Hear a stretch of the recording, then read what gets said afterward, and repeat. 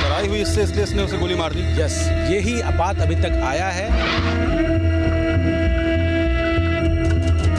ऐसा कुछ उस दिन नहीं हुआ था कि किसी का कोई जान गया, बहस भी नहीं हुआ था। ये बोले कि हम गाड़ी से उतरे तब तक वो भाग गया। पटना का पुनाई चक, तारीख 12 जनवरी, वक्त शाम 6:58।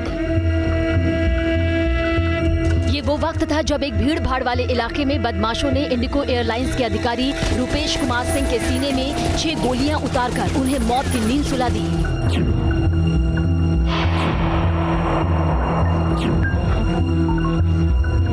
अब करीब 1.5 महीने बाद कैमरे के सामने कातिल हैं। कातिल का इकबाल जुर्म है, कत्ल की पूरी कहानी है और पुलिस की अपनी थ्योरी है। पहले इस कत्ल के पीछे प्रेम प्रसंग, ठेकेदारी, पार्किंग विवाद या फिर कोई बहुत बड़ी दुश्मनी मानी जा रही थी, मगर पुलिस की माने तो एक मामूली रोड रेस का मामला भर निकला कि सिर्फ लड़ाई हुई इससे, इसलिए इसने उसे गोली मार दी। यस, यही बात अभी तक आया है। उस दिन जो हम लोग इसने बात बताई कि सर बिना गलती के हमको मारा है, वो मेरी गलती नहीं थी इसलिए हमको मारा, वो इसका हमको बहुत गुस्सा है। रुपेश की हत्या के आरोप में ऋतुराज नाम के इस शख्स को पुलिस गिरफ्तार करके अपनी पीठ जरूर ठोक रही है, लेकिन कत्ल को लेकर पुलिस की थ्योरी रुपेश के परिवार के गले नहीं उतर रही। इस हाई प्रोफाइल मर्डर केस में कई ऐसे पेंच हैं जो पुलिस की कहानी पर सवाल खड़े कर रहे हैं। मसलन पुलिस की कहानी में कितने पेंच? क्या एक मामूली एक्सीडेंट बना हत्या की वजह? रोड रेस का सीसीटीवी पुलिस के पास क्यों नहीं है? पुलिस के मुताबिक हत्यारे का कोई क्रिमिनल रिकॉर्ड नहीं, फिर उसने शार्प शूटर की तरह 6 गोलियां सीने में कैसे उतार दी? हो सकता है ऋतुराज ही रुपेश का कातिल हो, लेकिन सवाल यह है कि उसका मोटिव क्या था। ग्राउंड जीरो से इन सवालों की पड़ताल की News Nation reporter Rajnish Sinha ने। पुलिस कह रही है कि हमने हत्यारे को पकड़ लिया, हत्या के कारण तक हम पहुंच गए हैं और हत्याकांड का खुलासा हमने कर दिया है, मगर रुपेश का परिवार कह रहा है कि इतनी छोटी सी बात पर, रोड रेज की बात पर रुपेश की हत्या नहीं हुई है। इस पूरे मामले की जांच होनी चाहिए, सीबीआई जांच होनी चाहिए, क्योंकि पुलिस की दलील रुपेश के परिवार की बातों से मेल नहीं खा रहे। पुलिस के मुताबिक रुपेश की हत्या 29 नवंबर को ही रोड रेस की घटना का नतीजा है।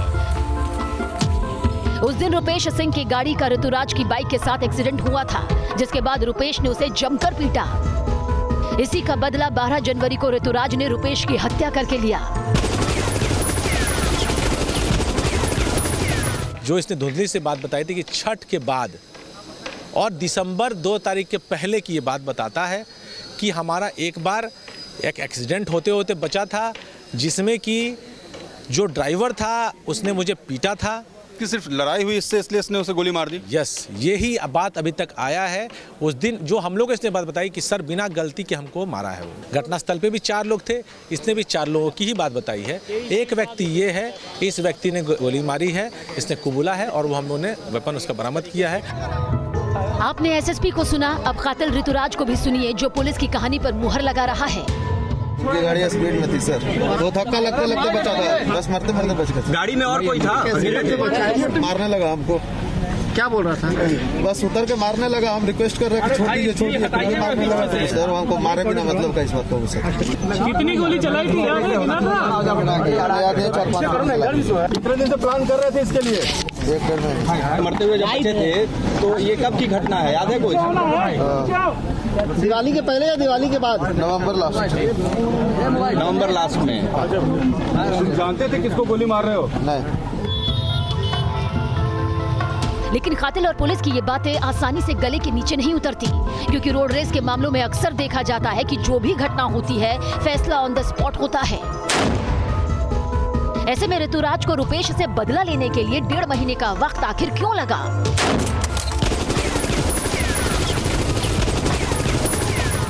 यही सवाल रुपेश के परिवार वाले भी कर रहे हैं। नहीं, हम लोग पुलिस से यही बोले हैं कि उनका कोई ऐसा झमेला नहीं था, न हम लोग के नॉलेज में बात था कि हाँ उनका कोई उनसे झमेला था और या कोई उनका लफड़ा था या किसी से उनका अपना पर्सनल द्वेष था, दुश्मनी था। ये रोड का बात यदि हो रहा है तो ऐसा तो बिहार में बहुत होता है। चलते चलते लोग का हो जाता है, लेकिन इतना बड़ा हत्या, और ये जो हत्या करने वाले हैं आकर एकदम जान से मार देने वाली स्थिति में आए थे, 10-10 गोलियां मारे हैं, ऐसा तो हमको नहीं हो रहा है। पुलिस के मुताबिक एक्सीडेंट के बाद ऋतुराज ने रुपेश की गाड़ी का पीछा किया था, मगर रुपेश के परिजनों के मुताबिक रुपेश की गाड़ी का कोई एक्सीडेंट नहीं हुआ था। किसी ने पीछे से धक्का जरूर मारा था, लेकिन जब तक रुपेश गाड़ी से उतरते वो भाग चुका था। ऐसे में सवाल यही है कि रुपेश की गाड़ी का पीछा करने की बात कहां तक सही है। लोजपा कार्यालय के पास से ये जा रहा था एयरपोर्ट की तरफ, और एक फर्स्ट कट ही है उस रोड पर, उस पे से यू टर्न ये लेता है, और सामने से एक MC मॉरिसन गैराज गाड़ी आती है, और दोनों उस गाड़ी की स्पीड नॉर्मल से अधिक बताता है ये, और लगभग एक्सीडेंट होता है, और ये मरते मरते बचता है। ऐसा कुछ उस दिन नहीं हुआ था कि किसी का कोई जान लेना, कुछ भी नहीं हुआ था, बस भी नहीं हुआ था। ये बोले कि हम गाड़ी से उतरे तब तक वो भाग गया। हम लोग तो तुरंत फिर उसके बाद मार्केट गए, ऐसा कुछ नहीं लगा। सुपर मार्केट हम लोग गए थे, ऐसा कुछ उस दिन हुआ ही नहीं था। इतना छोटा सा बात के लिए कोई किसी का हत्या कर देगा, विश्वास नहीं हो रहा है। कोई संतुष्टि नहीं है, हमको न्याय चाहिए। पुलिस के मुताबिक रुपेश के कातिल तक पहुंचने के लिए उन्होंने 200 से ज्यादा CCTV कैमरे खंगाले, लेकिन हैरानी की बात यह है कि जहां रुपेश के साथ रोड रेस की वारदात हुई, पुलिस ने वहां के CCTV फुटेज होने से इनकार कर दिए। न्यूज नेशन रिपोर्टर उस जगह भी पहुंचे जहां रोड रेस की ये वारदात हुई थी। सवाल ये कि अगर पुलिस ने हर कैमरे की कड़ी को जोड़ा तो फिर इस कैमरे की कड़ी को क्यों नहीं जोड़ा, क्योंकि हम आपको बता दें कि हम जहां मौजूद हैं पटेल चौक है, और जो रोड रेस की घटना 29 दिसंबर की बताई जा रही है वो यहां से महज 50 मीटर 40 से 50 मीटर की दूरी पर घटी है। आगे रोड कट का साइन आपको दिख रहा है। पुलिस के अनुसार उसी रोड कट से लेफ्ट साइड से जाकर ऋतुराज टर्न ले रहा था, रुपेश की गाड़ी राइट ट्रैक पर आ रही थी एयरपोर्ट से, और वहाँ पर टक्कर होता है ऋतुराज से। रुपेश गाड़ी से उतरते हैं, ऋतुराज से मारपीट होती है, और उसके बाद ऋतुराज उसी गुस्से में इसी रास्ते से भागता है। ये पुलिस का कहना है। 3 कैमरे यहाँ लगे हैं। क्या उस दिन ये तीनों कैमरे काम नहीं कर रहे थे? रुपेश के परिवार वालों की भी यही मांग है कि जहां रोड रेस हुई, मारपीट हुई, उस जगह का CCTV फुटेज पुलिस को सामने लाकर दूध का दूध और पानी का पानी करना चाहिए। 29 नवंबर को संडे दिन था, वो बाल कटवा के आ रहा था।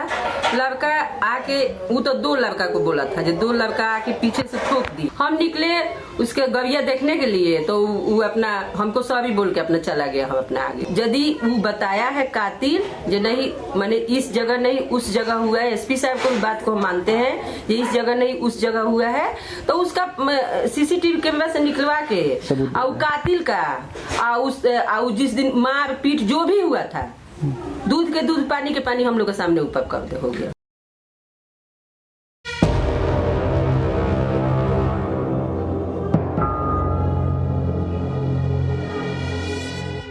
पुलिस ने कातिल ऋतुराज को एक मामूली बाइक चोर बताया है, लेकिन दूसरी तरफ वो ये भी कह रही है कि रोड रेस के बाद वो 50 दिन से रुपेश पर हमला करने के लिए रेकी करता रहा।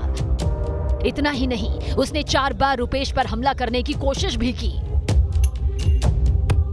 घटना के दिन के पहले इसने 4 बार अटेम्प्ट लिया है। एक बार ब्रह्मसिंह मंदिर के बाहर से जब घुसते हैं हम लोग पुनाई चक की तरफ, तो उस रोड में पीछा करके करने का, जिसमें कि गाड़ी तेजी से निकल गई है। एक बार जिस जगह पर टर्निंग है जहां घर की, उस टर्निंग पर से लेकिन पुलिस की गाड़ी की होने की वजह से वो नहीं हो पाया है। एक बार गाड़ी घर से निकली ही नहीं है।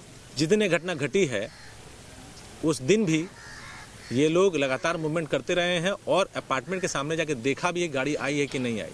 तो इससे स्पष्ट होता है कि ये 4 बार पहले भी ट्राई किया था। अब सवाल यह है कि अगर ऋतुराज मामूली बाइक चोर है, तो फिर उसने छोटी सी बात पर हत्या जैसा खतरनाक प्लान कैसे बनाया, वो भी वहां जहां काफी भीड़ भाड़ रहती है। जो शख्स इतना बड़ा जोखिम ले रहा हो, क्या उसका कारण रोड रेस जितना साधारण हो सकता है? यही सवाल रुपेश के परिवार ने भी उठाया। ये पटना का पुनाई चक मोड़, यहाँ पर अमूमन पुलिस की जिप्सी रहती है। शास्त्री नगर थाना क्षेत्र में इलाका आता है। चूँकि ये इलाका बहुत हाई प्रोफाइल है, पुलिस की गश्ती हमेशा यहाँ पर रहती है। आप देखिए ठीक सामने सचिवालय है, विश्वरैया भवन है, लेकिन आश्चर्य ये है कि अगर ऋतुराज का ये वेल प्लांट मर्डर नहीं था और ऋतुराज ने झटके में अगर रुपेश को गोली मारी तो उसने फिर इतने भीड़ भाड़ वाले इलाकों को कैसे चुना? जहां पुलिस रहती थी उसे पता था, उसका एग्जिट रूट यही था, इसी एग्जिट रूट से वो भागा था आगे, यहाँ से जाके बाएं साइड, पुलिस का जैसा कहना है कि इसी रास्ते को लेकर वो बाहर निकला था। जब उसे पता है कि यहाँ पुलिस की इतनी गश्ती रहती है, यानी ऋतुराज ने बिल्कुल सोच समझकर इस घटना को अंजाम दिया था। पुलिस के मुताबिक ऋतुराज ने अपने 3 साथियों के साथ मिलकर रुपेश की हत्या की। किसी थाने में उसका कोई आपराधिक रिकॉर्ड भी नहीं है, लेकिन रुपेश पर चलाई गई सारी गोलियां सिर्फ उनके सीने में लगी। सवाल यही कि पहली बार हत्या करने वाला कोई शख्स किसी शार्प शूटर की तरह इतना सटीक निशाना आखिर कैसे लगा सकता है? मारने लगा हमको। क्या बोल रहा था? बस उतर के मारने लगा। हम रिक्वेस्ट कर रहे हैं कि छोड़ दीजिए, मारने लगा सर। हमको मारे बिना मतलब का इस बात को सर। कितनी गोली चलाई थी? याद है? गिना था? 4-5 कितने दिन से प्लान कर रहे थे इसके लिए? 1-1.5 महीने। पटना पुलिस का ये कहना है कि ऋतुराज बिल्कुल अनारी था, वो रुपेश पर पहली बार हमला कर रहा था जिंदगी में। लेकिन हमारा सवाल कि अगर ऋतुराज बिल्कुल अनप्रोफेशनल था तो उसने 6 की 6 गोलियां उसकी गाड़ी के शीशे को तोड़कर सीधे उसके दाएं हिस्से में यानी छाती पर, चेस्ट पर कैसे चलाई? अगर वो ऋतुराज इतना अनप्रोफेशनल था और सिर्फ रोड रेज का गुस्सा था तो गोलियां कहीं और क्यों नहीं लगी? गाड़ी के किसी हिस्से में नहीं लगी। जब सवाल ऋतुराज से किया गया कि रुपेश को जब आप गोली चला रहे थे क्या आपके दोस्तों ने गोली चलाई, उसने कहा मुझे पता नहीं, मैं हड़बड़ा गया था। जब पूछा गया कितनी गोलियां चलाई तो वो गोली की गिनती भी अलग अलग बता रहा था। कहानी में पेंच सिर्फ इतना ही नहीं। पुलिस के मुताबिक कातिल जब कृष्णा नगर से कत्ल करने गया तो उसने फर्जी नंबर प्लेट लगी गाड़ी पर दूसरी फर्जी प्लेट लगाई। सवाल यही कि नंबर प्लेट बदलने की नौबत तब आती जब गाड़ी पर पहले असली नंबर प्लेट होती। पुलिस का ये भी कहना है कि कातिल ने सारी नंबर प्लेट अपने घर में रखी थी। सवाल ये भी कि अगर अपराधी शातिर है तो उसने सबूत अपने घर में क्यों रखे? जो ऋतुराज एक प्रोफेशनल था, दिल्ली में नौकरी कर चुका था, कई नौकरी छोड़ चुका था, क्या वो प्रोफेशनली इस बात को कभी जज नहीं कर पाता था कि रुपेश किस प्रोफेशन से जुड़े हुए हैं? ये बात पल्ले नहीं पड़ी कि जो 2 महीने तक एक व्यक्ति का मारने के लिए पीछा करे, 4 अटेम्प्ट ले, वो उस आदमी को नहीं जानता था। ये भीड़ भाड़ वाला इलाका है, राजवंशी नगर का इलाका है, यहाँ वो चाय पीता था। रुपेश की गाड़ी आती थी, वो हर दिन उसको फॉलो कर रहा था, 2 महीने से फॉलो कर रहा था। 4 अटेम्प्ट इस रास्ते के आगे वो पुनाईचक मोड़ पर ले चुका था, लेकिन वो रुपेश को जानता नहीं था। तो क्या रोड रेज ही कारण था या ये वेल प्लांट मर्डर था? सवाल ये है। ऋतुराज ने रुपेश पर पिस्टल से गोलियां चलाई, लेकिन ये पिस्टल उसके पास कहां से आई? पुलिस के पास इसका कोई जवाब अभी तक नहीं। पुलिस के मुताबिक कातिल कत्ल करके रांची भाग गया और कुछ ही दिनों के बाद वो वापस लौट आया। पुलिस ने जब कथित कातिल को मीडिया के सामने पेश किया तो उसके बयानों ने पुलिस की थ्योरी को और भी उलझा दिया। लगभग एक्सीडेंट होता है और ये मरते मरते बचता है। दोनों राइडर्स आपस में बाताबाती करते हैं। इसके पास गाड़ी चोरी की होती है, ये संभव वहाँ से बच के निकलता है। उसके बाद मॉरिसन गैराज गाड़ी निकल जाती है, पटेल गोलंबर होते हुए, गवर्नर होते हुए। गाड़ी के पीछे ये चलता है, गाड़ी का नंबर ये याद कर लेता है। इनिशियल जब हम लोगों ने इससे पूछताछ की, इसको गाड़ी का नंबर हूबहू याद था। बताया इसने कि 90 नंबर गाड़ी है, काले कलर की गाड़ी है, मॉरिसन गैराज गाड़ी है। आपको गाड़ी का नंबर याद था? बड़ा आदमी है, कुछ तो जानकारी आपने हासिल की होगी। था उस समय गाड़ी का नंबर याद था आपको? अकेले गाड़ी का नंबर याद था? इतना ही नहीं, कातिल जब पुलिस के सामने आया तो उसके हाथ पैर सूजे हुए थे। सादे कपड़े में मौजूद पुलिस वालों के घेरे में खड़े कातिल ऋतुराज ने बार बार मीडिया के सवालों के अलग अलग जवाब दिए। और अब सुनिए वो बयान जिसने पुलिस की स्क्रिप्ट की सारी पोल खोल कर रख दी। जो बात सर बोले हैं 100% बिल्कुल हूबहू सेम टू सेम। अपना बात बताओ तुम, हमारा बात मत बताओ। सुना आपने, कातिल ने कहा कि जो भी पुलिस ने बयान दिया वो सब सच है। मगर दिलचस्प बात ये कि जब एसएसपी ने मीडिया को पूरी कहानी सुनाई तब ऋतुराज वहां नहीं था, उसके बाद में लाया गया। लेकिन उसे मालूम था कि जो एसएसपी साहब ने कहा वो सच था। ऋतुराज के इस आखिरी बयान से पटना पुलिस अपनी लिखी स्क्रिप्ट में खुद उलझ गई। पुलिस का दावा था कि आरोपी सिर्फ बाइक चोर है, उसकी कोई क्रिमिनल रिकॉर्ड नहीं है। मगर सच ये है कि उसके खिलाफ रक्सौल में जमीन विवाद में केस दर्ज है। साल 2016 में केस संख्या 8816 में ऋतुराज का नाम है। इसमें ऋतुराज 5 महीने जेल में भी रहा था। इस मामले में स्थानीय लोगों ने उसकी बाइक भी जला दी थी, लेकिन पुलिस की पटकथा में ये लाइन छूट गई। पुलिस की कहानी में 36 छेद सामने आ रहे हैं। यही कारण है कि रुपेश के परिवार को इस कहानी पर यकीन नहीं। उनके साथ सियासतदान भी इस मामले की सीबीआई जांच की मांग कर रहे हैं। तेजस्वी यादव ने तो इसे किसी 3rd ग्रेड हिंदी फिल्म की कहानी करार दिया है। रुपेश सिंह हाई प्रोफाइल हत्याकांड में सरकार के जो नाक के बाल हैं, जो दुलारे हैं, प्यारे हैं, वहाँ तक तार है और सरकार बाद में इस पूरे मामले पर लिपापोती करके किसी को बलि का बकरा बनाएगी। कल जो पुलिस ने खुलासा किया, जो थ्योरी दिया, ये किसी के गले के नीचे नहीं उतर रहा है। ये स्क्रिप्ट जो है उसी तरह का है जैसे किसी सी ग्रेड की घिसी पिटी फिल्म की तरह। अगर कुछ इस तरह की बातें होती तो आपाधापी में उससे मैं बता दिया जाता। सरकार ने जिस प्रकार से पुलिस प्रशासन ने हर तथ्यों को खंगाला है, उसके सामने विषय को रखा है, तो मुझे लगता है कि अब इसके आगे और विषय नहीं बचता है। पटना एसएसपी के प्रेस कॉन्फ्रेंस में जब एसएसपी ने हत्या के कारणों के बारे में बताया, हत्या के सीक्वेंस के बारे में बताया, उसके बाद मीडिया के सामने ऋतुराज लाया गया। ऋतुराज ने पहला वाक्य कहा कि जो एसएसपी साहब कह रहे हैं वो 100% सही है। बिना सुने ऋतुराज ने बात क्यों कही? दूसरा सवाल ये कि ऋतुराज अगर पहले से प्लान नहीं था तो ऋतुराज ने नंबर प्लेट, चोरी की बाइक का नंबर प्लेट बदलने की ज़रूरत क्यों समझी? ऋतुराज के दिमाग के पीछे कौन सा गेम प्लान था? क्या हत्या का कारण रोड रेस था? हमारा सवाल यही है, जो रुपेश के परिवार का सवाल है, कि महज एक छोटी सी दुर्घटना या छोटी सी खरोच किसी की मौत का कारण नहीं बन सकती। क्या इसके पीछे कोई और साजिश है? क्योंकि पुलिस के लिए अब सवाल ये कि क्या हत्या का कारण रोड रेज या कुछ और। वीडियो जर्नलिस्ट सत्येंद्र के साथ रजनीश सिन्हा, न्यूज़ नेशन, पटना।